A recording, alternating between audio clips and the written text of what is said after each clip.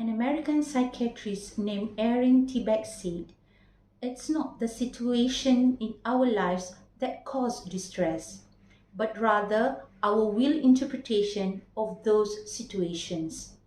Ladies and gentlemen, we are currently in the coronavirus pandemic. No matter where we are in the world and how mildly or incredibly serious the situation is.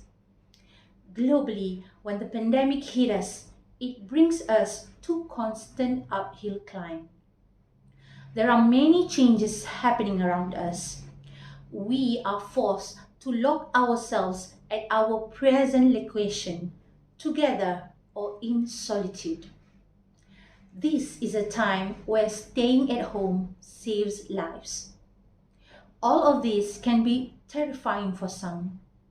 We have no choice with little chance to prepare.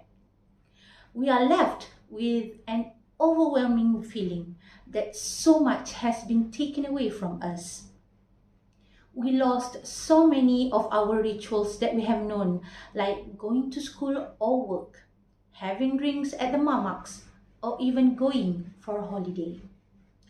We feel vulnerable, which later resulted into anxiety and even deep depression to the worst for some. We are engulfed with constant fear, which led us feeling out of control.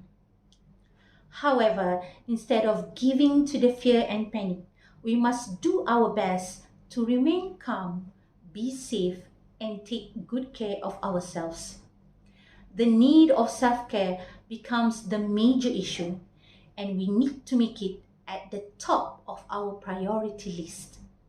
Ladies and gentlemen, allow me to share my 3 suggestions for you to manage yourself during this coronavirus pandemic. First, disconnect yourself from the noise. Whether it's the news, social media, or emails, stop consuming excessive content that adds to your fear, stress, and anxiety. There's a fine line between staying informed and giving into the ego that craves drama and chaos. Instead, take your time to chill and spend quality time with yourself. Play your favorite movies or TV shows that you have been longing to watch but never had time to do it. Have a big bubble bath while listening to relaxing, peaceful, smooth music. Do yoga or meditate. Do whatever you wish or have planned to do, but keep procrastinate because of your hectic schedule before. You could be spontaneous also and come up with something that will keep you busy and spirited. Next, make meaningful connections. Contact your family members, loved one, or rekindle with someone who you haven't heard for a while, like your childhood friend maybe, or one of your exes.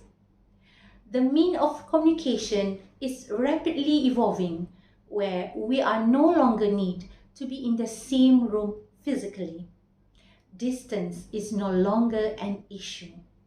Video conferencing meeting has now become the ultimate way for us to hold meetings, gathering, or chatting, whether through Zoom, Google Meet, and so forth. Always keep in touch by holding a virtual family gathering, for instance, video chatting with fellow co-workers, or hold a class reunion. This is the opportunity for you not just to catch up, but also to share the journey, struggles, and your feelings along this pandemic as a way of coping and finding support. Create your own support group, for instance. You may be surprised by how therapeutic it will be while connecting to real people which experiencing the same storm as you do. Finally, take the opportunity to explore something that can occupy your time meaningfully. Challenge yourself to more possibilities and opportunities. For instance, you can take an online class on something that you have always fond of. There are many amazing learning platforms and community available that fit your busy routine. You can explore your ability and passion in design, business, photography, productivity, and with real projects to create and the support of fellow creatives. These will empower you to accomplish real growth. I am the real proof. I decided to challenge myself to take my first degree during this pandemic instead of just staying and working at home, which I should have done it many years ago. I've always put the need to further my study at the bottom of my priority because I have always felt that it will be too burdening and overwhelming for me. But today, I strongly feel that there is no time more suitable than right now. If you are currently unemployed or barely surviving on day-to-day basis, why not try to invest yourself and explore the online business? Start small by becoming a dropship, for instance, where you can start your own online business where often almost no capital needed besides having a smartphone and stable internet connection. There are many online business classes that provide free online coaching and mentoring to guide you. In conclusion, there are many ways to take care of yourself during this pandemic.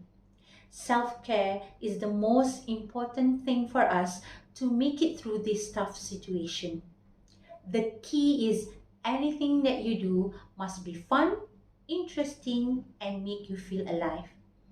Take charge by bringing your own happiness and take good care of yourself.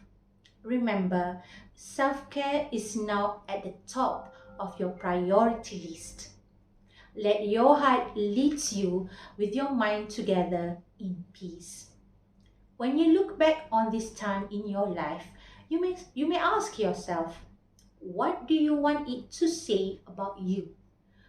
What do you want to be doing differently? John Bingham, a famous author, writes, you can think about what matters to you instead of what makes you anxious. With that, I thank you.